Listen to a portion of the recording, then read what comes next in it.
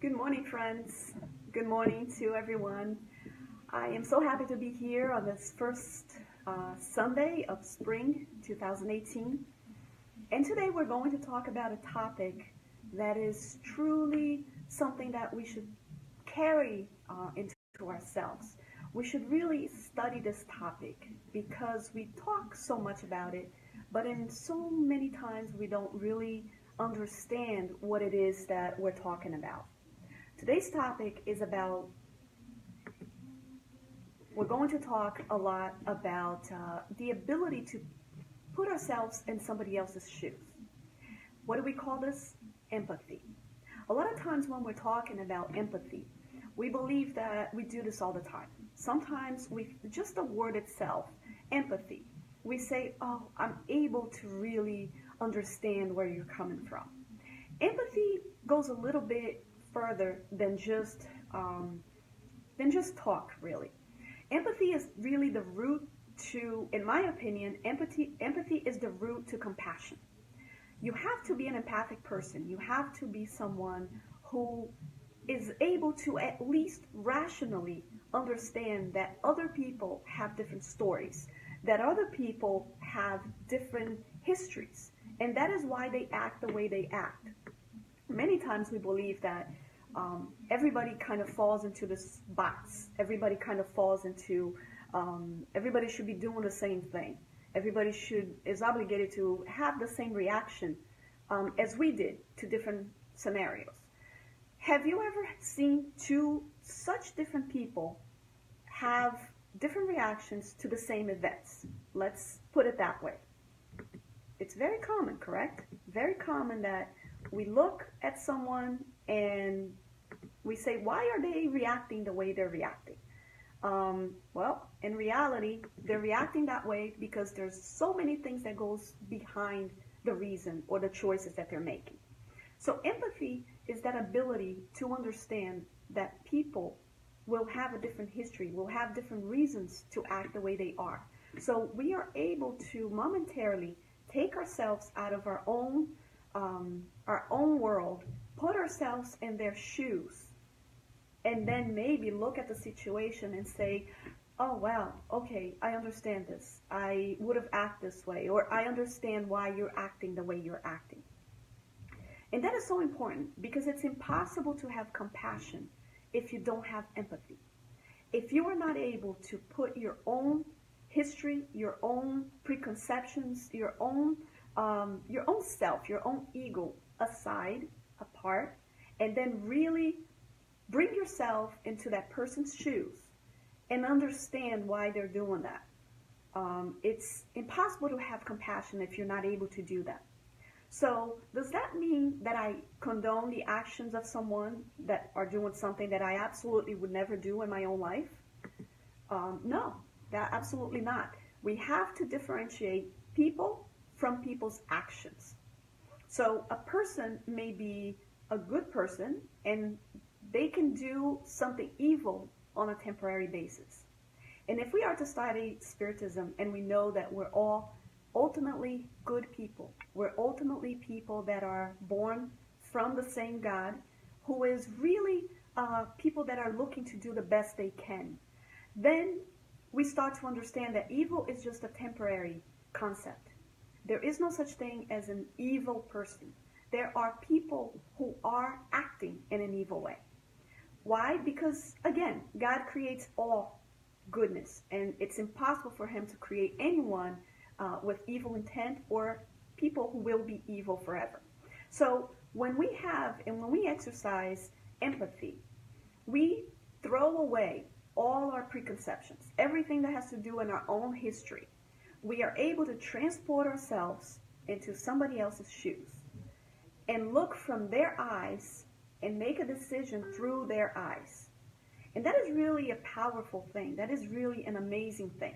Because we can take an example of walking down the street to the subway and seeing someone begging, as an example. And some people will have the reaction of saying, oh, this person doesn't work. Well, I see they're in perfect health. They shouldn't be begging. They should just go to work, and period. Other people who will exercise empathy will be able to transport themselves into that person momentarily. They will actually go there and look at you walking by, making judgments, and then say, what if this person has a mental illness and at some point was abandoned, and that person has no means to make sound decisions? Could I be in his place or her place? Or what if that person has an addiction, and due to their addiction, they can't hold a job? Or what if? So all of these what ifs are really the essence of empathy. When you really are able to move yourself, to throw away all your condemnations and all your judgment, and really say, well, this person has their own history. I don't know what it is. Maybe this person didn't have the parents I did. Maybe this person didn't have the good advice that I've gotten in my life. Maybe this person just fell into desperate times and they lost everything they have.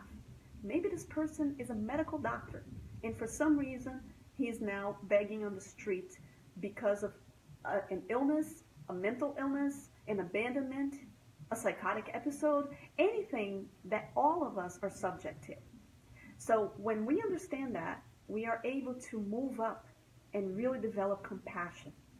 And compassion goes a little further, because compassion really, you not only understand or put yourself in somebody else's shoes, but in compassion, you go a little step and you actually feel what they're feeling.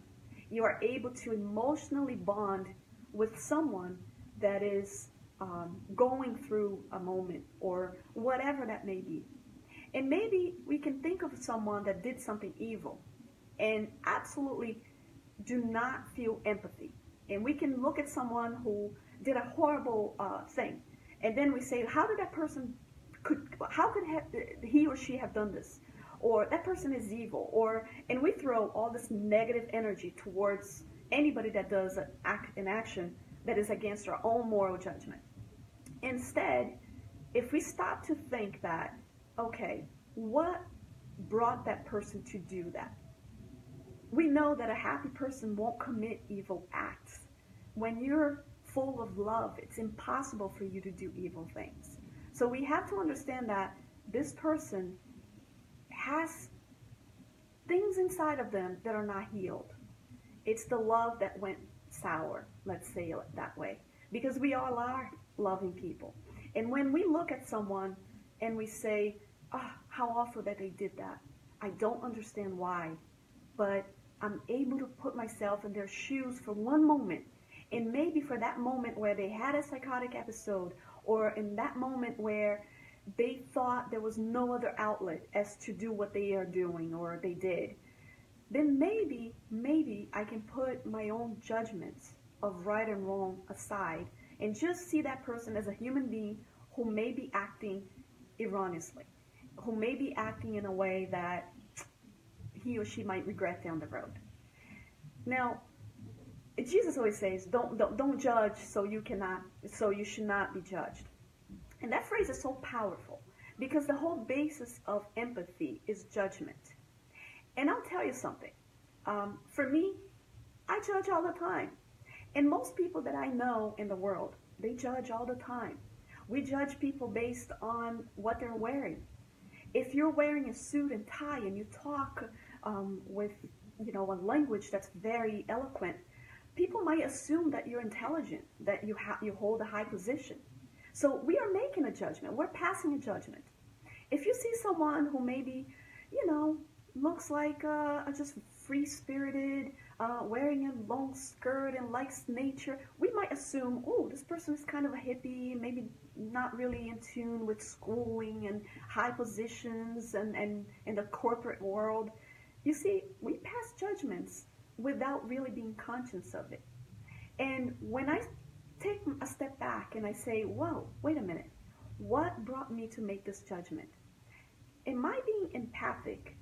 Am I being able to put myself in their shoes and say, maybe they're nothing of what I'm thinking of who they are. Maybe they do the things they do, or they're dressed the way they do, for the absolute opposite. Maybe they're searching to be that person, and they're dressing that way. Or maybe he's going to an interview, for that high position, and really at the present time in his life or her life, this person who's dressed, very and talking very eloquently, maybe he's just practicing for an interview, and he's not that. So again, we pass judgments all the time. When Jesus said it's not something, you should not really judge, of course he knew that we don't have this capability of holding a life without passing judgments. What we can't do is condemn. And there's a big difference. Judging, we just assume. Judging, we assume, but usually in a worse way. Because you judge based on the little intelligence that we do, the little experiences that we acquired in a few years of life. And we judge. And of course we're forgiven for that because we allow our egos to take stance and to think that we know better. We always think that every time we pass a judgment, we think that we would do it better or we know better. And really, I'm 43. I know nothing. I'm a baby just crawling, learning how to read ABC. So when I start passing a judgment on why this person did this or how they should have dressed or why do they talk the way they talk, I'm really basing my judgment and already thinking that I know better and they know less. And that's a shame because it kind of brings a barrier for me to learn. Now, it's interesting because on the gospel according to Spiritism, and this is from, I'm speaking on Kardec Radio, we're always going to bring something about Spiritism in this segment because, of course, we have to mix the two of them. That's what makes the answers so amazing for us to understand. There's a part that the book, it says that there are two motives why people judge: to reprimand evil or to discredit the person whose acts are being criticized. And I just wanted to take this sentence. When you pass judgment, you are either trying to reprimand an evil act, and it is in fact an evil act, this is what we're assuming, or you are just trying to discredit the person based on your own opinions. So the latter is absolutely not excusable. We are not to do that. But the first one, we should actually reprimand evil. So how do we do that? We all too often, when someone does something good, we call them apart and we tell them how good they did. We always call them on the side and say, you did such a good thing. Oh, thank you. But when we are to reprimand an action that is an evil action, and maybe to allow this person, what section is that? That is chapter 10, item 13 on the Spirit's book, Teresa. I'm looking at your so we have chapter 10, and that's item 13. And actually, it goes on to say that it is actually a duty to reprimand. It's amazing. It's right on the book. And when we have this action, this duty to reprimand evil actions, didn't Jesus do that? Of course he did. He always spoke out against evil. He always reprimanded what you should not be doing. So why should we not? Because that's different from judgment. With judgment, you're pointing fingers. With judgment, you are putting yourselves as you own all the knowledge, and it is your way. With the way Jesus says, it's not about you. It's about bettering the world and bettering the person. So again, when I go back to my comments on when you're going to give compliments to someone, usually we'll call that person and we'll tell them in private. And when we are going to reprimand them, we usually do it in public. We yell and we tell everyone, oh, look what you're doing. Oh, you're doing this wrong, right? But see, when you do this in an opposite way, when you bring this person to reprimand their actions in private, they will listen. When you say to a parent who's done something wrong with their child, and you say, think about what you just said to the child. Do you think that would be a good thing to say? Do you think you would have felt good if you heard that? Or, your child got so sad when you said that. Think about it. And when you put this person on the side and you are passing in a way, you're trying to reprimand their actions, not the person. Most of the time, people will listen. Most of the time, if it's done in a loving way, people will listen. But when you do it in public and when you want to just put yourself up as if you have the authority, then again, it doesn't work too well. You are going to be met with, kind of a resistance and an attack. But again, when you also offer good compliments, don't do it in public. Don't do it in private. Do it in public. It's so amazing when we really, in public, acknowledge something that was done to us by a certain person. On Saturdays I'm here at my spiritual center today. But we always have this group on Saturday mornings. And it's so amazing when someone just comes and says, that day when you said that, you helped me so much. That was so amazing, the advice that you shared. Or when you said about, what happened to you, I could really connect. Thank you so much. You can see that the person, it entices them to share a little more. So compliment in public, reprimand in private. So again, empathy.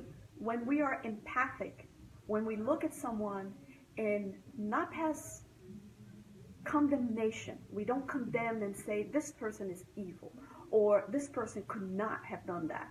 See, you're condemning it. Again, we judge, we assume things because we're still so limited in what we're seeing. But when we are able to really know a little more about the other person, put ourselves in their shoes and say, maybe I understand you. I understand why you did what you did. Maybe getting to know people. And that's the problem these days. We don't know the full story and we pass judgments. When you don't know the full story, you cannot at any point give a sound, even an opinion. Because even for an opinion, you need a little bit of an intelligent material to be able to form an opinion. But sometimes we get a news, like today on the news, we get a tidbit. We get sometimes even just one phrase that comes out on the news, and we're already making judgments on that. We don't know the full story. We don't look for the facts, and we're passing judgment. So when we go and we understand what could have brought that person to do that, then we're able to really be empathic and really say, wow, okay, I understand you. And that'll bring you to the road to really, not empathy, the empathy is the road to compassion. That's the word I'm kind of trying to get here. Because compassion goes a step further. Compassion, you begin to really feel what they feel. You begin to really connect in such a deep level that your love really overshadows anything, any actions, because you know that that person did the best that they could with the cards that were given to them. And then you start to love, you really start to really have compassion and really let go of all these judgments. I wanted to end with one thing that happened to me, and it has to do a lot with understanding the other person, to be able to really don't pass such quick judgment.